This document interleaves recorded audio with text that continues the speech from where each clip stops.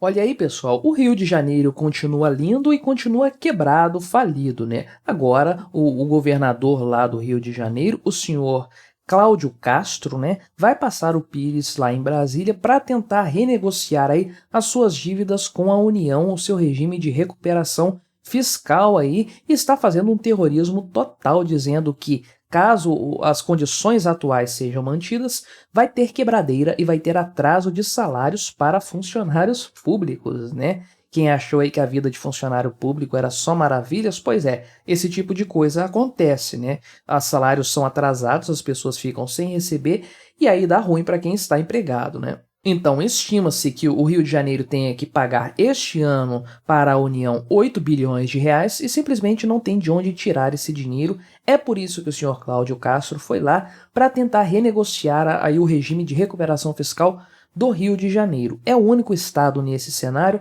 Claro que não, vários outros aí estão completamente endividados e com poucas perspectivas de também conseguir honrar aí suas dívidas, seus compromissos com a União.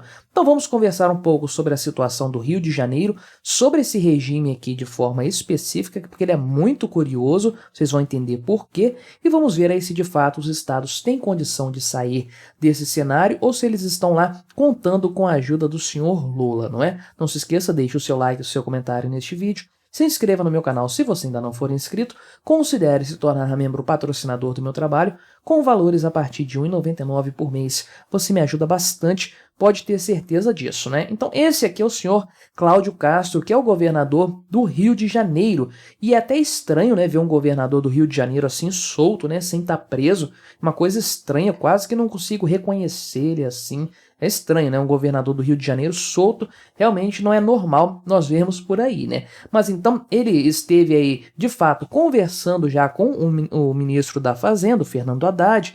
Eles têm se reunido para tratar desse tema aí da recuperação fiscal lá, recuperação aqui, regime de recuperação fiscal do Rio de Janeiro, né? Do que se trata esse tipo de regime aí? E é muito interessante no final das contas, por quê? Porque ele lembra muito um empréstimo do FMI. Pois é, né? Olha só que coisa. Você sabe, o pessoal da esquerda fica demonizando os empréstimos do FMI, do Fundo Monetário Internacional, dizendo que eles tiram a soberania do país, é uma dívida externa e o país tem que ficar gastando dinheiro para pagar essa dívida, os juros e tudo mais.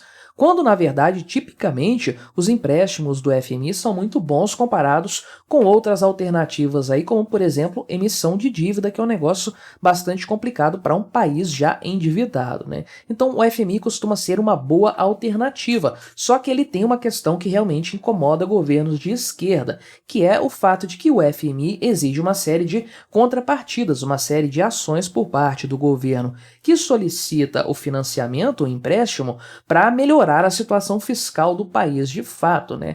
Então uma série de medidas tem que ser tomadas, corte de gastos de programas públicos, uma questão fiscal mais enxuta, mais organizada. Então existem metas a serem cumpridas aí e que são estabelecidas pelo Fundo Monetário Internacional para viabilizar esses empréstimos. Eles simplesmente não dão o dinheiro assim, esperando que o país vá se virar sozinho. Eles estabelecem critérios que precisam ser atendidos para que os empréstimos sejam concedidos. Então é isso que deixa o pessoal da esquerda bravinho, o fato deles terem que andar na linha do ponto de vista econômico para receber o dinheiro. Eles não gostam disso, eles gostam de fazer loucuras econômicas, como a gente bem sabe. Então por que existe esse regime de recuperação fiscal? Porque os estados geralmente não conseguem pagar as suas contas, isso é uma coisa muito recorrente no Brasil. Então eles pedem ajuda aí à União para se financiar nesse sentido. Hoje a coisa está tão bagunçada que as dívidas principais dos estados, né, que eles não conseguem pagar hoje, não são dívidas aí da sua própria máquina, mas sim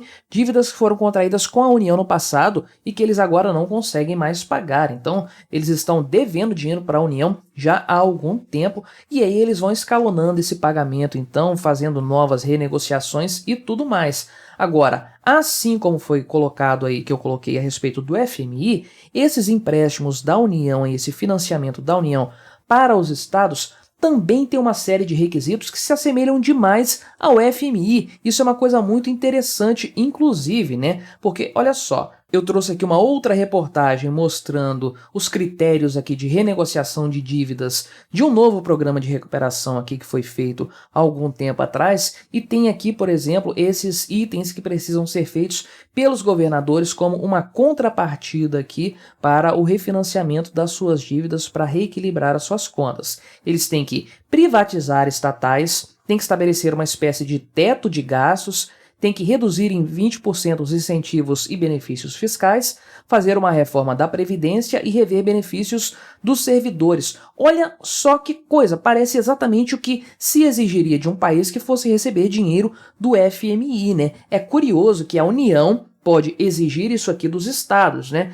Mas quando as pessoas pedem que a União siga esses critérios aqui, não, um absurdo, o governo não pode fazer isso, é um desmonte da máquina pública. Qual é? Isso aqui não representaria também um desmonte da máquina pública estatal? É uma questão de lógica, né? Ou seja, a União, para emprestar dinheiro para os estados, requer uma série de mudanças estruturais. Agora, a própria União não precisa passar por isso, né? Enfim, a hipocrisia. Mas o fato é que o Rio de Janeiro, de forma específica, tem mais ou menos aí 3 bilhões, aí 4 bilhões de reais aí a pagar para a União até o final deste ano aqui, sendo que ao todo, somando tudo aí, todas as parcelas e tudo mais, o Rio de Janeiro deve aproximadamente 178 bilhões de reais para a União. Me diz se você acha que tem como isso aqui ser pago, né? Mas atualmente o Rio de Janeiro aqui, segundo o seu governador, não é capaz sequer de pagar as suas parcelas habituais, né? Ele diz aqui o seguinte, que caso o Estado aí seja obrigado a pagar essa dívida com a União da forma que ela é atualmente, na forma como ela está constituída, isso aí vai causar atraso de salários e quebradeiras também, né? Olha só o que ele falou aqui. Eu entendo as dificuldades que o ministro Haddad também tem. Qual que é o ponto dele aqui? A questão fiscal da União. O governo conta com o pagamento aí dessas dívidas, desses débitos dos estados para fechar as suas contas. Isso está previsto no seu orçamento. Se os estados começarem a dar calote e ficar pedindo refinanciamento com critérios ainda mais permissivos, né, isso vai prejudicar ainda mais uma situação que já está muito ruim para o governo Lula do ponto de vista fiscal. Então ele fala isso, eu entendo que o Haddad tem que fechar as contas, mas seguindo aqui, né? Mas se não avançarmos nisso, é quebradeira de novo dos estados que já estão em situação difícil. Conforme eu falei, não é só o Rio de Janeiro que está nesse barco furado. O nosso problema é um problema que vai causar fome no estado. Olha só o terrorismo do cara, né? Ou refinancia a dívida ou o carioca vai passar fome, né?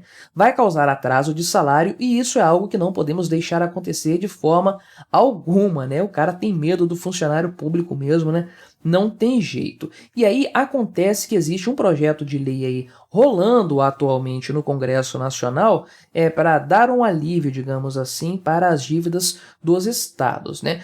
Tratando aqui principalmente da questão do ICMS que foi feita no ano passado, quando o governo federal então instituiu cortes de impostos sobre os combustíveis e também aí a questão do corte do ICMS, que é um imposto estadual, né? Então, de forma muito canalha, como é comum, o pessoal do Globo aqui diz que o Bolsonaro fez isso para se reeleger e que isso aí foi uma tentativa de controlar a inflação de forma artificial. Eles estão tratando a inflação como aumento de preços, é claro, né? Mas a melhor forma que o Estado tem de controlar o aumento de preços, obviamente, é reduzir impostos. Bolsonaro fez certinho isso aí, o que ele deveria fazer. Então, isso supostamente causou uma renúncia fiscal de alguns bilhões de reais para os municípios. Eles pediram aí uma restituição aqui, né, uma compensação desse valor com os débitos que eles têm junto à União, ou seja, deixaram de arrecadar isso, ou seja, de roubar da população esse dinheiro, querem compensar isso. Era um valor mais alto,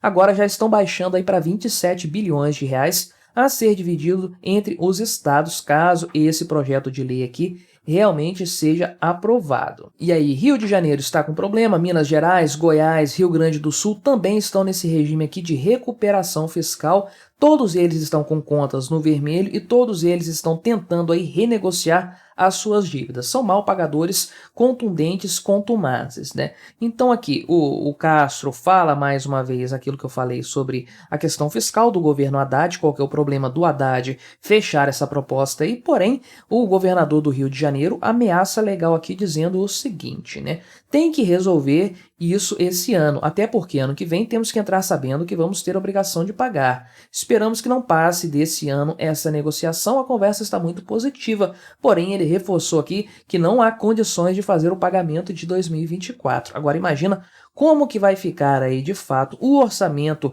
fiscal da União com essa renúncia aí ou com esse calote por parte dos estados, porque eles de fato não têm condições de pagar isso aí. E aquela velha história, aquela velha máxima, né? As instâncias estatais são péssimas gestoras de recursos. O que esse pessoal fez no passado, lá nos anos 2000, quando eles começaram a ganhar um pouco mais de dinheiro, né? Lá, quando da criação do Plano Real, houve um grande baque para os governos estaduais, porque antes, né, o que causava inflação no Brasil é que esse pessoal imprimia dinheiro de forma assim, completamente autônoma. Cada estado podia imprimir dinheiro com o seu banco estadual aí, e eles usavam isso para financiar sua dívida, é claro, né? Cortar gastos? Não, vamos imprimir dinheiro para pagar a conta. Com o Plano Real, isso aí acabou, essa farra acabou, e os estados quebraram, obviamente, porque eles simplesmente eram inviáveis. Aí a coisa foi melhorando um pouco, nos anos 2000 a economia melhorou, os estados começaram a ganhar dinheiro. O que fizeram? Eles se estabilizaram? Não, eles aumentaram a máquina pública.